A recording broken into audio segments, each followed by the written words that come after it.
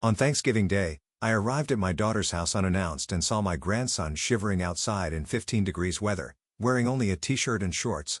Inside, the whole family was sitting at the holiday table, enjoying turkey and laughing in the warmth. Enraged by their betrayal, I kicked down the door and uttered 6 words that made their faces turn pale. But that was only the beginning of the justice that changed their lives forever. Before we continue, please subscribe to the channel and write in the comments what time it is where you are now.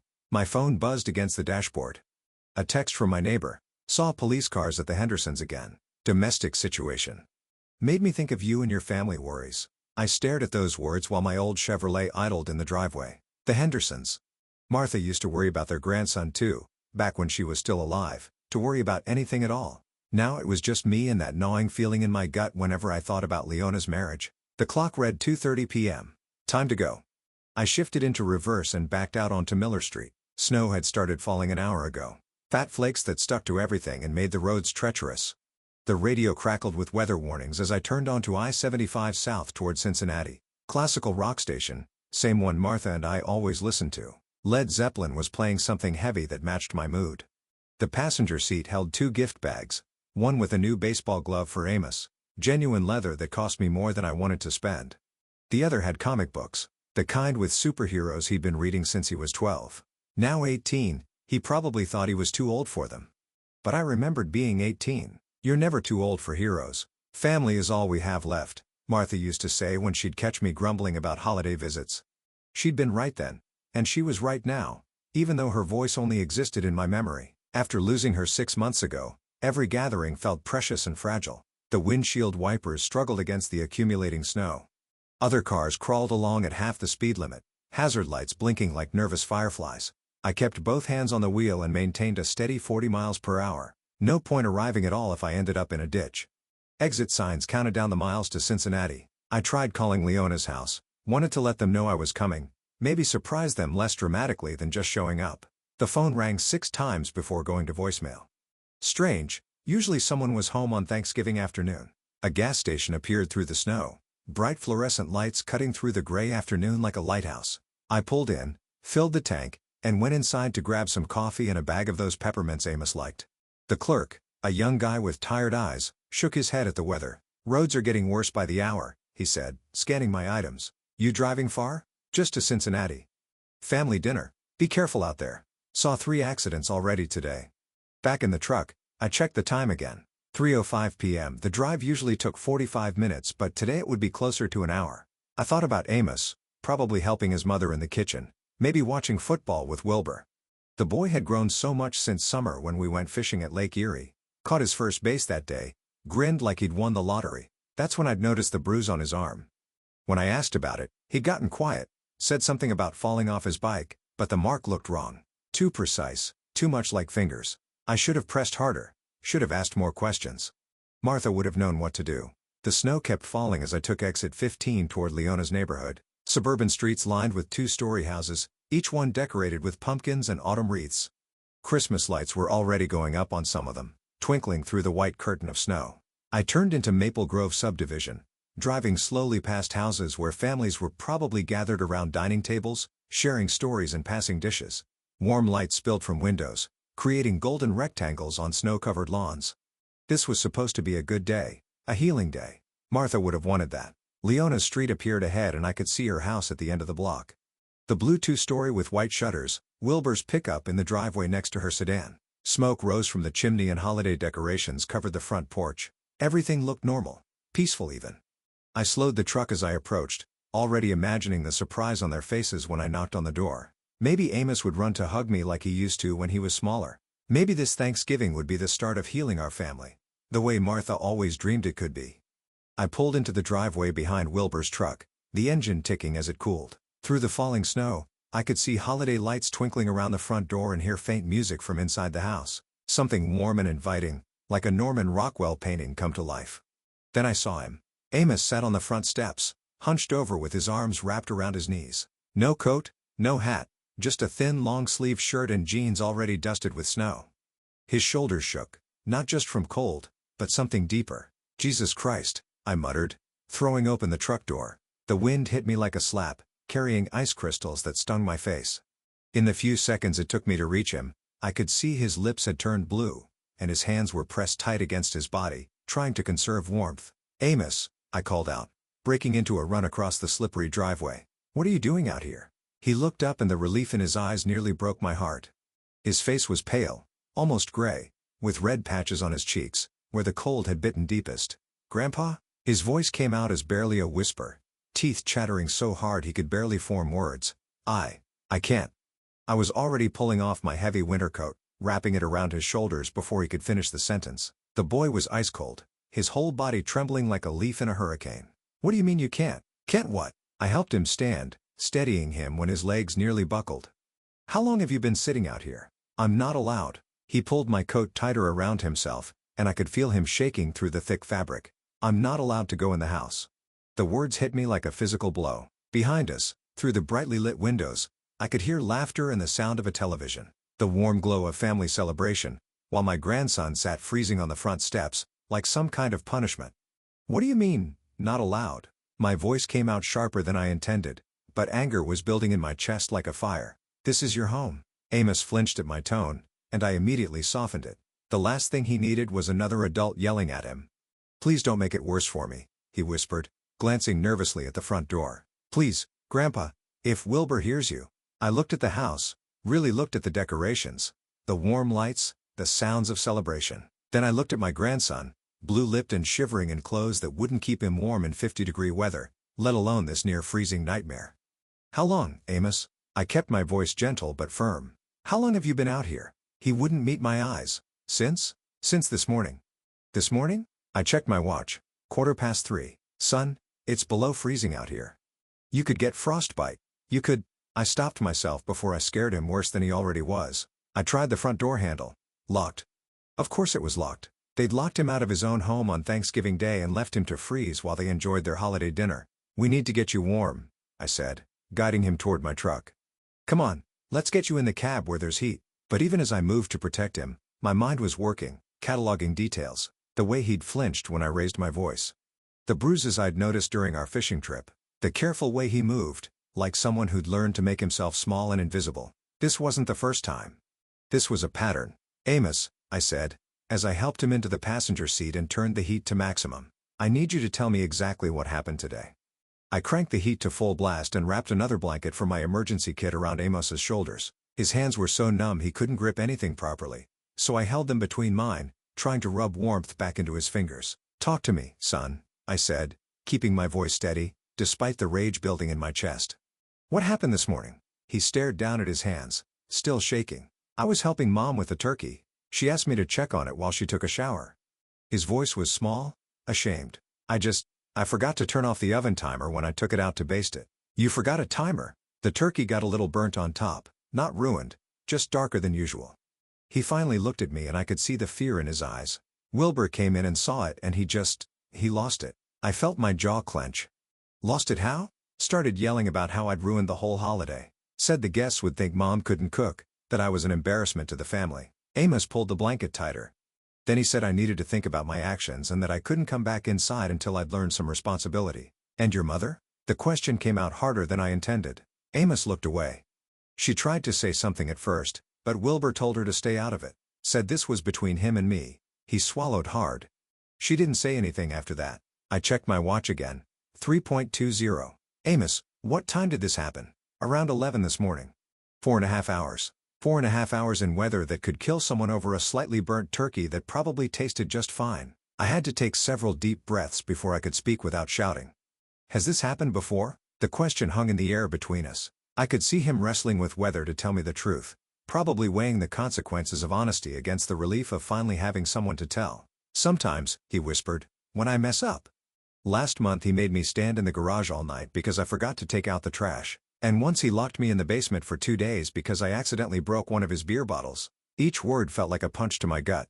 I looked at my grandson, this smart, kind boy who'd never hurt anyone in his life, and saw the careful way he held himself, like someone who'd learned that taking up too much space could be dangerous. "Your mother knows about this? She says Wilbur's just trying to teach me discipline, that I need to be more responsible." His voice cracked. "Maybe she's right. Maybe I am just—" "Don't." I turned in the seat to face him fully. "Don't you dare blame yourself for this. What that man is doing to you isn't discipline, It's abuse, and it's going to stop today. Amos's eyes went wide with panic. No, Grandpa, please. If you make a scene, he'll just take it out on me later. He always does. I could see the house through the windshield, still glowing warm and inviting, still full of laughter and holiday music. Inside, my daughter was serving dinner to guests while her husband's stepson sat freezing in a truck, too afraid to ask for basic human decency. Listen to me, I said, taking his hands again. You are 18 years old. You don't have to live like this anymore, and I'm not going to let you. But where would I go? I don't have any money. I can't afford college without. You'll come home with me. Tonight. The decision crystallized as I spoke. We'll figure out the rest later. I could see the hope and terror warring in his expression. Hope because maybe, finally, someone was going to stand up for him. Terror because he'd learned not to trust that things could actually get better. He won't let me leave, Amos said quietly. He'll call the police, say I stole something or that you're kidnapping me. I looked at the house again, at the warm lights and holiday decorations, and felt something cold and hard settle in my chest. Martha had always been the diplomatic one, the one who smoothed over family conflicts with patience and understanding. But Martha wasn't here anymore, and diplomacy hadn't protected my grandson from 4 hours in near-freezing weather. Let me worry about Wilbur, I said, opening the truck door. Right now, we're going to get your things. I stepped out into the snow, my boots crunching on the accumulating white. Behind me, I heard Amos scramble to follow, my coat still wrapped around his shoulders. The front door was still locked, but I had no intention of knocking. I held Amos closer, but my hands weren't just shaking from the cold anymore. They were shaking with the kind of rage that builds slowly, then hits like a freight train when you finally see the whole picture. Why didn't you tell me it was this bad? I asked, studying his face more carefully. Now that I was really looking, I could see faint bruises along his jawline, partially hidden by the shadows and cold reddened skin. I tried to hint, he whispered, pulling my coat tighter, but you always talk to Mom and she. The memory hit me like a slap. Last month, when Amos had called while I was fixing dinner, his voice small and uncertain. Grandpa, Wilbur says I can't eat dinner with him anymore. Says I have to earn my way back to the table. I'd laughed it off, thought it was teenage drama, called Leona the next day and she'd brushed it aside with that practiced ease she'd developed since marrying Wilbur. Dad, you're overreacting. It's just normal family discipline. Amos exaggerates everything. You know how teenagers are. Another memory surfaced. Summer phone call. Amos sounding exhausted. Mom, Wilbur yelled at me again about leaving dishes in the sink. He made me wash every dish in the house twice. When I'd ask Leona about it later, she'd sighed that martyred sigh. He's just being dramatic. Wilbur's trying to teach him responsibility. How long has he been treating you like this? I asked, though part of me already knew the answer would destroy me, since Mom married him 3 years ago. Amos's voice was barely audible. It started small, making me redo chores if they weren't perfect. Then it got worse. I remembered the fishing trip this past summer, how Amos had seemed reluctant to go home. Kept asking if we could stay another day. When I'd pressed him about it, he just shrugged and said he liked being on the lake, but now I could see it differently. The way he'd grown quiet when I mentioned driving him back, the shadow that crossed his face when he talked about school starting. The basement incident, I said. The pieces clicking together. You mentioned sleeping in the garage. How many times? More than I want to count. He was looking at his hands now, and I could see the shame he carried. Last winter, he locked me out for forgetting to shovel the driveway. I slept in your truck when you visited for Christmas Eve. My truck. He'd slept in my truck on Christmas Eve while I was inside enjoying eggnog and thinking what a wonderful family holiday we were having. The guilt hit me like a physical blow. I looked toward the house where warm light spilled from every window and I could hear the faint sound of laughter. A perfect suburban holiday scene while my grandson nearly froze to death on the front steps. Your mother knows about all of this? Amos nodded miserably. She says Wilbur's just trying to make me a better person, that I need to stop being so sensitive and learn to follow rules. The rage was building now, hot and focused.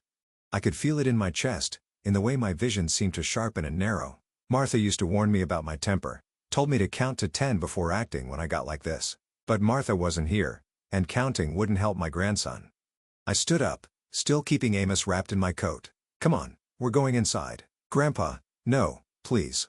If you make a scene, he'll just what? I turned to face him fully. Make you sleep outside in freezing weather? Beat you? Starve you?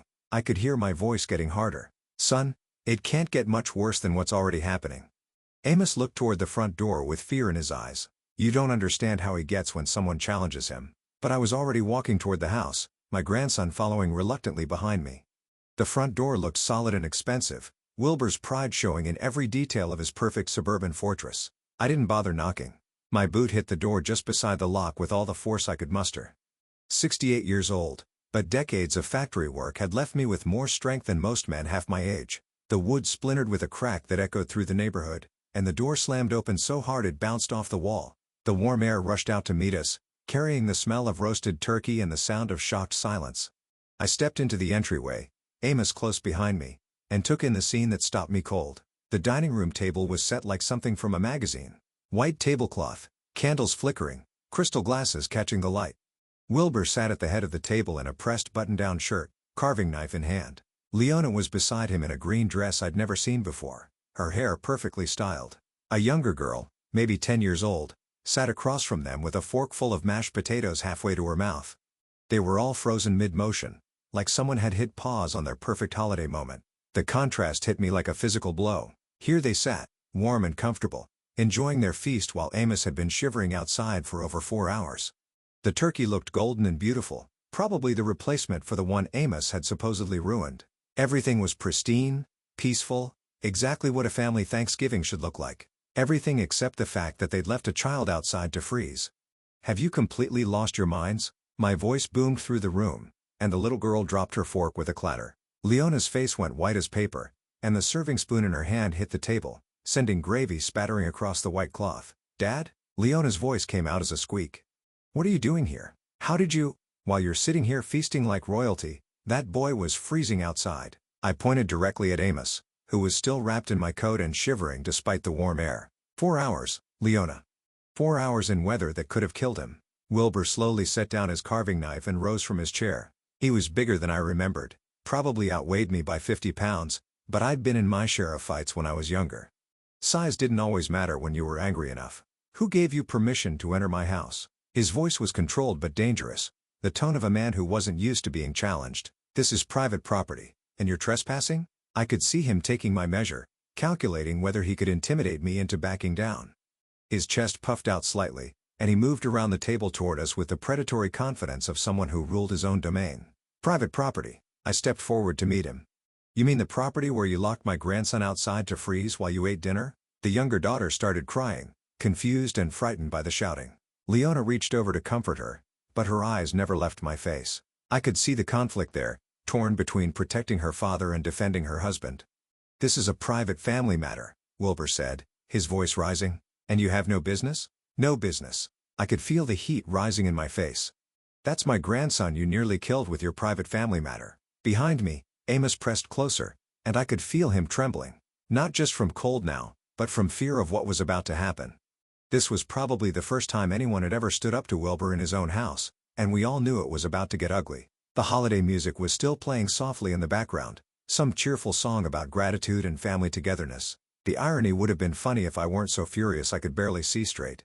I pointed directly at Amos, my finger steady despite the rage coursing through me. "Look at him, Wilbur. Really, look at what you've done." Wilbur crossed his arms and lifted his chin. Every inch the man who believed he was justified in his actions. The boy ruined our holiday. He needed to learn a lesson about responsibility and consequences. A lesson? I could barely believe what I was hearing. "You nearly froze a child to death over a slightly burnt turkey. He's 18, not a child, and this is my house with my rules." Wilbur's voice took on that patronizing tone men use when they think they're being reasonable. "I'm trying to teach him discipline, something his mother obviously failed to do in his first 17 years. Leona flinched at that, but didn't say anything. Just sat there in her green dress, looking between us like she was watching a tennis match instead of a fight for her son's welfare. "Discipline?" I stepped closer to the table, close enough to see the grease on Wilbur's plate, the wine stain on his lips. "That's called child abuse, and you're lucky I don't call the police right now." "Child abuse?" Wilbur actually laughed, a cold sound that made my skin crawl. He forgot to turn off a timer and ruined a $20 turkey. I sent him outside to think about his actions. "That's not abuse, that's parenting." For 4 hours, in 5-degree weather. "He's being dramatic, just like always." Wilbur waved his hand dismissively, like he was shooing away a fly. "Look at him. He's fine. A little cold never hurt anyone." I looked at Amos, still wrapped in my coat, his lips blue and his whole body shaking. "Fine?" This man thought hypothermia was fine. "Dad, please." Leona finally spoke up, her voice shaky. "Don't ruin our holiday. We can discuss this later as a family." "Ruin your holiday?" I turned to stare at my daughter. Your son was sitting outside freezing while you ate dinner, and you're worried about me ruining your holiday. She looked down at her plate, unable to meet my eyes. Wilbur was he was trying to teach Amos responsibility. Sometimes boys need firm guidance. Firm guidance? My voice cracked with disbelief. Leona, when you were 18 and you dented my truck, did I lock you outside in a blizzard? When you failed your math test, did I make you sleep in the garage? That's different, she whispered. How? How is it different? Wilbur stepped between us, his face red with anger. Because this is my house and Amos is not my biological son. I have every right to discipline him as I see fit. There it was, the truth finally out in the open. Amos wasn't his blood, so Amos didn't matter. The boy was nothing more than an inconvenience to be controlled and punished. You have 30 seconds to apologize to my grandson, I said, my voice deadly quiet. 30 seconds to show some basic human decency. Wilbur's laugh was even colder this time. I don't owe that boy anything. If he doesn't like my rules, he can find somewhere else to live. The little girl was crying harder now, and Leona was making shushing noises, but I could barely hear them. All I could see was Wilbur's smug face. All I could think about was Amos sitting on those steps for 4 hours, believing he deserved it. Somewhere else to live? I stepped even closer, close enough to smell the wine on Wilbur's breath. You're right about that. He is going somewhere else to live. I reached into my jacket pocket and pulled out my cell phone, my thumb hovering over the keypad. The movement was deliberate, slow enough for everyone in the room to understand exactly what I was considering. Wilbur's face changed when he saw the phone. The smug confidence cracked just slightly around the edges. Either you apologize to my grandson right now, I said, my voice deadly calm, or I call Child Protective Services and report this abuse. You wouldn't dare. Wilbur stepped closer, trying to use his size to intimidate me. But I'd faced down bigger men than him in my day, and I wasn't backing down from anyone who hurt my family. Try me. I started dialing the first number. I've got plenty to tell them about leaving an 18-year-old outside in freezing weather for 4 hours. Behind me, Amos gripped my arm. I could feel him trembling, but not from cold anymore. This was fear of a different kind. The terror of someone who'd learned that standing up only made things worse. Dad, please. Leona finally moved, stepping between us with her hands raised like she was trying to stop a bar fight. Don't destroy our family over this. I'm not destroying anything. I kept my eyes locked on Wilbur. He did that when he decided to abuse my grandson. Abuse? Wilbur's laugh was harsh and bitter. I was teaching him responsibility, something his weak mother never bothered to do. Leona flinched like he'd slapped her, but she didn't defend herself, just stood there taking it, the way she probably always did. Get out of my house, old man, Wilbur continued, his voice rising. You have no authority here. Amos is my responsibility now. Your responsibility? I looked around the perfect dining room, the crystal glasses, the fine china, the holiday centerpiece, then back at my grandson's bruised face. Is this how you handle responsibility? Locking children outside to freeze? The younger daughter was crying harder now, confused and frightened by the shouting. Leona moved to comfort her, but kept glancing between me and Wilbur like she was watching a tennis match where someone might die. He's not a child. He's 18, Wilbur said, straightening his shoulders. And in my house, adults who can't follow simple instructions face adult consequences. Adult consequences for forgetting to turn off a timer. Adult consequences for being careless and destructive, for ruining our holiday and embarrassing this family in front of our guests. Wilbur gestured toward the empty chairs where other family members had obviously been sitting before I arrived. Everyone had to leave because of the scene he caused. I looked at those empty chairs and felt another piece of the puzzle click into place. They'd had guests. People had been here, eating dinner and socializing while Amos sat outside freezing, and none of them had questioned it. None of them had said a word. Grandpa, let's just go, Amos whispered behind me. Please, I don't want to cause any more problems. The defeat in his voice broke something inside me. This boy, this smart, kind young man, had been beaten down so thoroughly that he thought he was the problem, that he was causing trouble by asking for basic human decency. You're not causing problems, son, I said loud enough for everyone to hear. You never were. I turned back to Wilbur, my decision crystallizing like ice in my veins. You have 30 seconds to apologize to my grandson for what you did today. I'm not apologizing for anything. Wilbur crossed his arms, chin raised in defiance, and I'm certainly not taking orders from some bitter old man who can't accept that his precious grandson needed discipline. Then we're done here. I closed the phone and put it back in my pocket. Amos, go get your things. You're coming home with me. The silence that followed was deafening. Even the little girl stopped crying for a moment. You can't just take him, Leona said, her voice barely a whisper. Watch me. I placed my hand firmly on Amos' shoulder, guiding him away from the dining room table and toward the stairs. Go pack whatever you need. We're leaving. Dad, you can't do this. Leona followed us, her voice rising with panic. You can't just walk into our and take my son. I can, and I am. I kept walking, staying between Amos and the rest of the family. Unless you'd prefer I call the authorities and let them sort it out. Amos led the way up the narrow staircase to the second floor. Steps quick and uncertain. I could hear Wilbur behind us, his heavy footsteps on the hardwood. But I didn't turn around. This is kidnapping, Wilbur called out. I'll have you arrested for kidnapping. Good luck explaining to the police why my grandson was sitting outside in 5-degree weather for 4 hours. I reached the top of the stairs and followed Amos down a short hallway to a small room at the back of the house.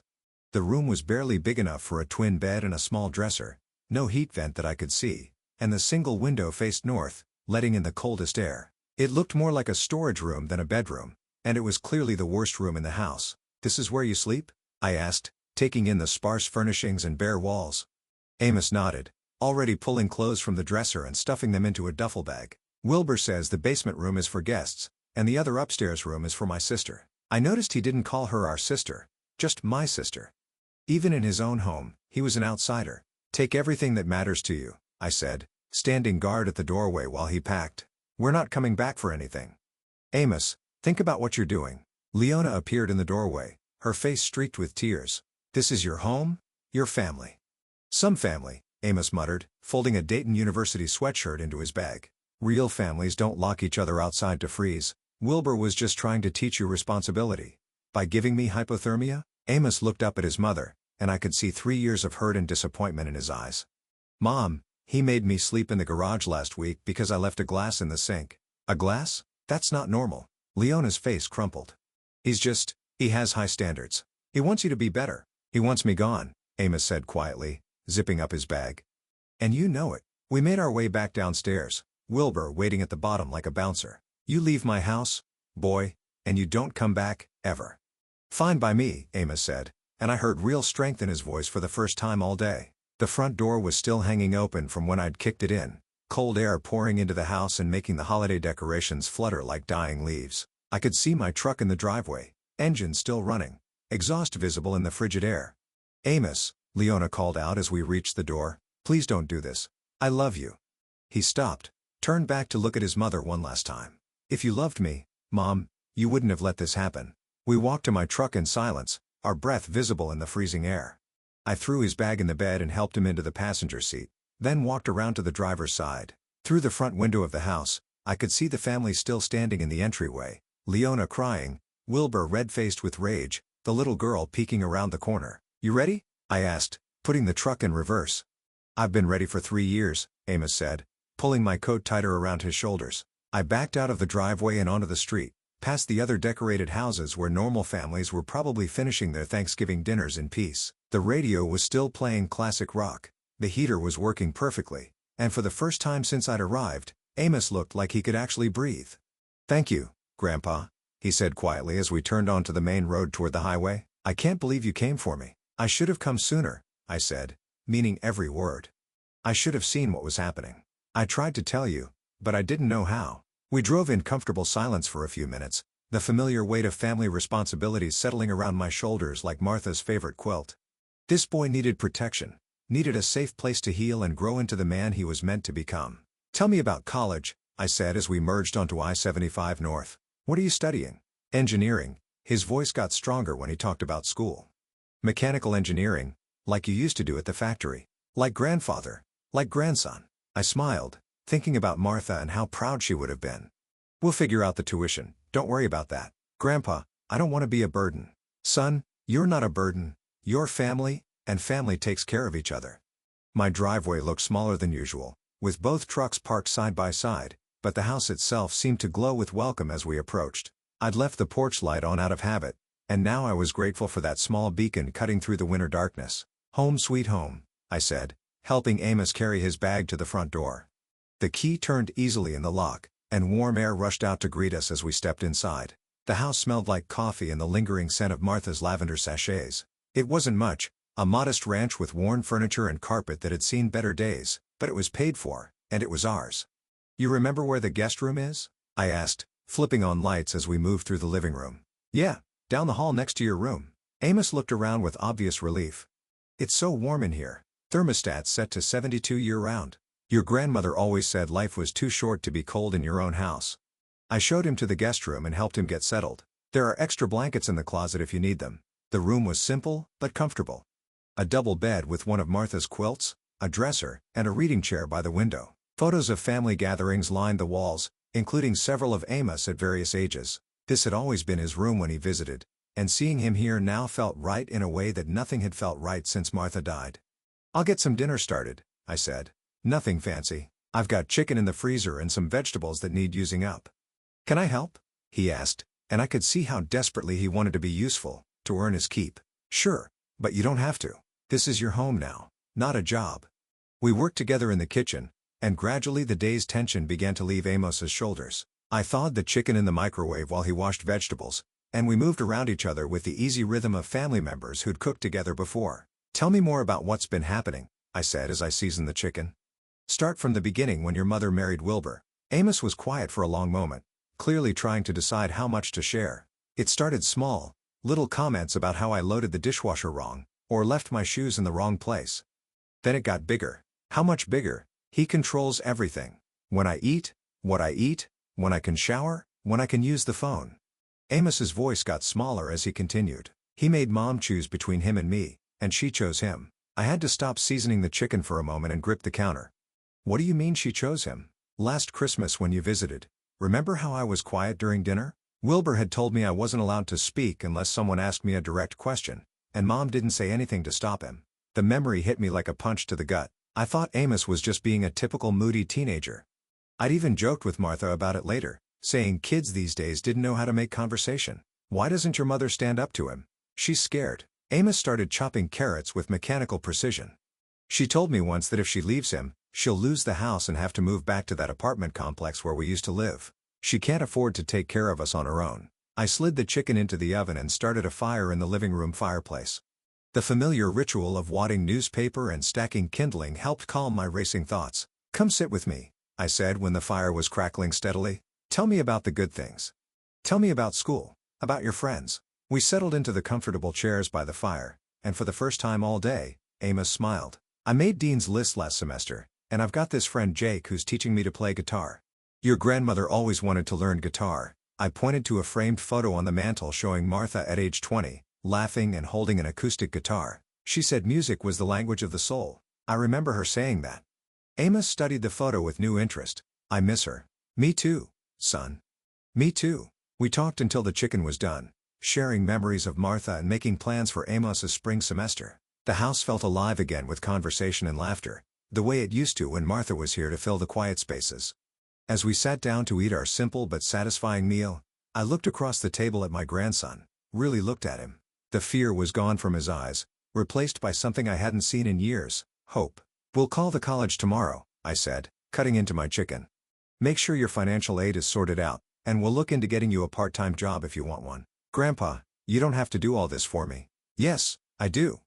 I met his eyes across the table. That's what family's for. The phone rang just as we were finishing dessert, leftover pie I'd found in the freezer.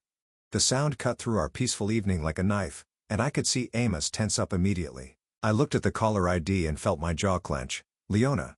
The peaceful crackling of the fireplace was shattered by 3 sharp knocks on the front door. Not the gentle rapping of a neighbor or the hesitant tap of someone unsure. This was the authoritative pounding of someone who expected immediate compliance. Amos nearly dropped his coffee mug. Grandpa, stay behind me, I said, setting down my own cup and moving toward the door. The knocking came again, more insistent this time, accompanied by the sound of multiple voices on my front porch. I flipped on the porch light and looked through the peephole. 2 uniformed police officers stood on my doorstep, and behind them, like predators waiting for their moment to strike, were Wilbur and Leona. Mr. Burke, the lead officer called out. Police, we need to speak with you. I took a deep breath and opened the door, keeping my body positioned to block their view of Amos. What can I do for you, officers? Wilbur immediately stepped forward, pointing an accusatory finger at me. Officer, this man kidnapped my stepson. He broke into our house and took the boy without permission. The lead officer, a middle-aged man with tired eyes, held up his hand to quiet Wilbur. Sir, we need to sort out this situation. Mr. Burke, is there a young man named Amos Green on these premises? Yes, I said simply. My grandson is here. He kidnapped him. Wilbur's voice rose dramatically, broke down our door like some kind of criminal, and dragged the boy away from his family. "Is the young man here voluntarily?" the second officer asked, pulling out a notepad. Before I could answer, Amos appeared beside me, still wrapped in the blanket from the couch. His voice was quiet but clear. "I want to stay with my grandpa." Wilbur's face flushed red. "See? He's been filling the boy's head with lies, turning him against his own family." "What lies?" I stepped forward slightly. "The truth about how you left him outside in freezing weather for 4 hours. The truth about how you've been abusing him for 3 years." "Abuse?" Wilbur laughed, but it sounded forced. "I was teaching him responsibility. The boy ruined our entire Thanksgiving dinner, and needed to learn there are consequences for his actions." The first officer looked between us with the weary expression of someone who'd broken up too many family disputes. "Mr. Burke, we're going to need everyone to come inside so we can discuss this properly." I stepped back reluctantly, allowing the officers to enter my living room. Wilbur followed immediately, Leona trailing behind him with her eyes fixed on the floor. She looked smaller somehow, diminished, like a woman who'd finally realized the true cost of the choices she'd made. "Now then," the officer said, taking out his notepad. "Let's start from the beginning. Mr. Green, you claim this man kidnapped your stepson?" "Absolutely." Wilbur straightened his shoulders, putting on what I recognized as his reasonable authority figure performance. "I came home from work to find my front door broken and Amos gone. When I called around, neighbors said they saw an older man forcing the boy into a truck." "Forcing?" I couldn't keep the disbelief out of my voice. "Officer, I rescued my grandson from child abuse." "That's what he keeps saying," Wilbur said, shaking his head sadly. "But the truth is, he's never approved of my marriage to his daughter. He's been looking for any excuse to cause trouble." The officer turned to Amos, who was standing close enough to me that I could feel him trembling. "Son, did this man force you to come with him?" "No, sir." Amos's voice was barely above a whisper. "He saved me."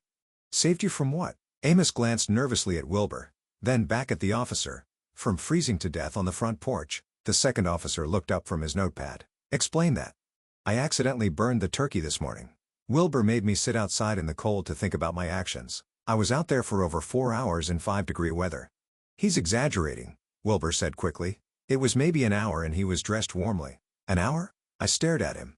"Officer, I have witnesses. My grandson was sitting on that porch in a thin shirt and jeans when I arrived at 315. He'd been there since 11 in the morning." The first officer looked at Wilbur with new interest.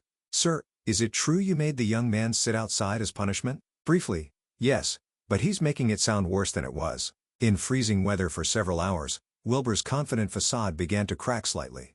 "Look, sometimes teenagers need firm discipline. His mother and I agreed that." "Mom didn't agree to anything," Amos said, his voice getting stronger. "She just didn't stop you." All eyes turned to Leona, who had been silent throughout the entire exchange. She stood by the doorway like she was ready to run, her hands clasped tightly in front of her. "Ma'am," the officer prompted, "what's your version of events?" Leona looked like a woman standing at the edge of a cliff, knowing that whatever she said next would determine whether she stepped back to safety or plunged into the abyss. Her hands shook as she glanced between Wilbur's expectant face and Amos' hopeful eyes. "Mrs. Green," the first officer said gently, "we need to know what really happened today." Wilbur moved closer to his wife, and I could see the subtle intimidation in his posture, the way he positioned himself to loom over her, the warning look in his eyes. "Tell them, honey. Tell them how your father has been poisoning Amos against our family." The officer noticed it too.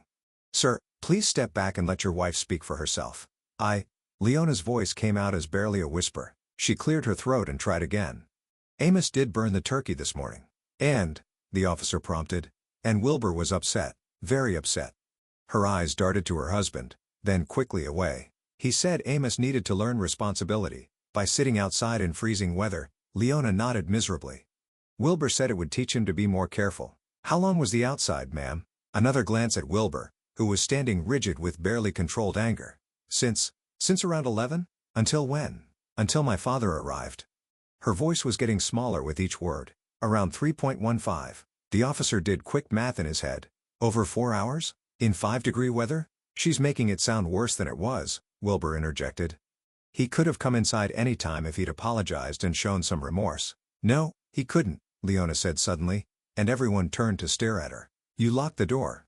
You told me not to let him in no matter what." The silence that followed was deafening. Wilbur's face went white, then red, then back to white. "Leona," he said, his voice dangerously quiet. "What are you doing?" "I'm telling the truth." She looked at Amos, and I could see tears starting to form in her eyes. For once in 3 years, I'm telling the truth. The officer leaned forward slightly. Mrs. Green, has this kind of punishment happened before? Yes. The word came out in a rush, like she'd been holding it back for years. He's made Amos sleep in the garage, in the basement. He's locked him out of the house overnight. Her voice grew stronger with each confession. He controls when Amos can eat, when he can shower, when he can speak at the dinner table. Leona, shut up. Wilbur's mask finally slipped completely. You have no idea what you're doing. You'll destroy everything we've built. What we've built? She turned on him with sudden fury. What have we built except fear and misery? Look at my son. Look what you've done to him. I watched Amos's face transform as his mother finally stood up for him. 3 years of doubt and self-blame seemed to melt away as he realized that someone else could see the truth of what he'd endured. The first officer stood up and moved toward Wilbur. Sir, I'm going to need you to turn around and put your hands behind your back. This is ridiculous. Wilbur backed toward the door. You're going to arrest me based on the word of a bitter old man and his delusional daughter? Based on the physical evidence and multiple corroborating testimonies about child endangerment? The officer said calmly, pulling out his handcuffs. You have the right to remain silent. As they read Wilbur his rights and led him toward the door, he turned back to Leona with pure venom in his eyes. You'll regret this betrayal. You'll lose everything. The house, the money, everything. You'll be nothing without me. I'd rather be nothing than watch you hurt my son, she said. And for the first time in years, she sounded like the strong woman who'd raised Amos on her own. The door closed behind the officers and their prisoner, leaving the three of us alone in my living room. Leona collapsed into a chair and started crying. Not the quiet, careful tears she'd shed before, but deep, wrenching sobs that seemed to come from years of buried pain. Amos went to her immediately, kneeling beside her chair. Mom, it's okay. It's over now. I'm so sorry, she whispered through her tears. I should have protected you. I should have been stronger. You were strong tonight, I said, settling back into my chair by the fireplace. When it mattered most, you chose your son over your husband. That took real courage. The fire crackled peacefully in the grate. And for the first time in months, my house felt like a real home again. Not just because my family was safe, but because the truth had finally been spoken, and justice was being served. Amos looked up at me from where he knelt beside his mother's chair. What happens now, Grandpa? Now we heal, I said simply. We take our time, and we heal. 4 months later, the morning sun streamed through my kitchen window as Leona flipped pancakes on the Amos sat at the table, reviewing his acceptance letter from Ohio State's engineering program. Full scholarship, he said for the 10th time that week. Still not quite believing it. They're actually paying me to go to school. That's what happens when you're brilliant and work hard, Leona said, sliding a stack of pancakes onto his plate. She looked different now. Stronger. More confident. The part-time job at the local library had given her independence she'd never had before, and the divorce settlement had provided enough money for her to start over. Your grandmother would have been so proud, I said, settling into my chair with my coffee. The kitchen felt alive in a way it hadn't since Martha died, full of conversation and laughter, and the comfortable chaos of a real family. Leona had moved in permanently after Wilbur's conviction. The guest room had become her space, and we'd converted the basement into a proper bedroom for Amos. Not a punishment cell like at Wilbur's house, but a comfortable retreat with good heating and windows that actually opened. Dad, are you sure you don't mind us staying here indefinitely? Leona asked, joining us at the table. I know you're used to your independence. Independence is overrated, I said, meaning every word. Family is what matters. Besides, who else is going to make sure Amos doesn't burn down the kitchen when he tries to cook? That was one time, Amos protested, laughing, and the fire was very small. The phone rang, and Leona answered it. Burke residence. Oh, hi Jake. Yes, he's here. Guitar practice at 4? Sure, I'll tell him. She hung up and turned to Amos. Your friend Jake wants to know if you're still planning to practice for the talent show. The talent show? I raised an eyebrow. You didn't tell me about any talent show. Amos grinned, looking more like the confident young man he was supposed to be. It's nothing big. Jake and I are doing an acoustic set, a couple of classic rock songs you'd probably recognize. I'll be in the front row, I promised. After breakfast, I found Leona in the living room, arranging new family photos on the mantel alongside the pictures of Martha. There was one from Amos's high school graduation that we'd missed because of the Wilbur situation, one from our fishing trip last month, and one from Christmas morning. Our first real family Christmas in years. Any word from Wilbur? I asked, though I wasn't sure I wanted to know. His lawyer called yesterday. The anger management therapy is going well, apparently, but he lost his job at the supermarket. She shrugged, not looking particularly sympathetic. He's moving back to Cleveland to live with his sister. Good. The farther away, the better. I feel sorry for him sometimes, she admitted, but then I remember what he did to Amos, and the feeling passes pretty quickly. That afternoon, while Amos was at guitar practice, Leona and I worked in the garden, preparing the soil for Martha's vegetable patch. Spring was coming early this year, and there was something hopeful about planting seeds and planning for growth. "Dad," Leona said, pulling weeds with focused determination, "I need to thank you again for what you did. If you hadn't come that day—" "You don't need to thank me," I said, turning over a stubborn clump of earth. "I was just doing what any grandfather would do." "No, you weren't. You risked everything to save him. You could have been arrested, charged with kidnapping. But I wasn't. Truth has a way of winning out, in the end." She smiled, wiping dirt from her hands. "Martha used to say that. She was a smart woman. Smarter than me, anyway." That evening, we settled into our routine. Dinner together, followed by whatever game show or movie happened to be on television. It wasn't exciting or glamorous, but it was exactly what we all needed. Predictable.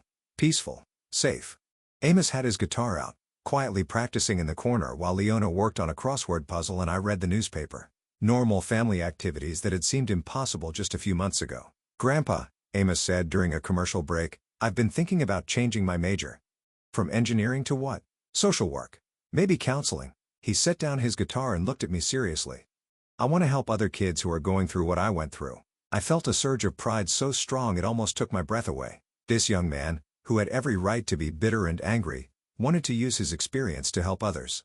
"That's a fine goal," I said. "Your grandmother always said the best way to heal from pain is to help others avoid it." "Did she really say that?" "She did, along with about 1,000 other pieces of wisdom I should have listened to more carefully." As the evening wore on and Leona dozed in her chair, Amos and I stepped out onto the back porch to look at the stars. The night was clear and cold, but nothing like that terrible Thanksgiving when I'd found him freezing on Wilbur's doorstep.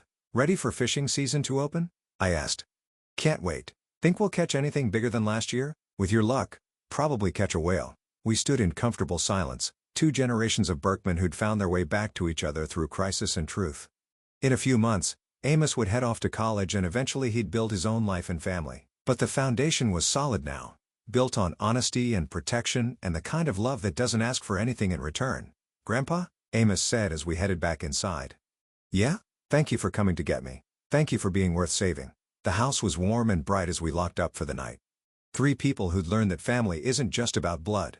It's about showing up when it matters most, telling the truth even when it's hard, and protecting the people you love no matter what the cost. Martha would have been proud of all of us.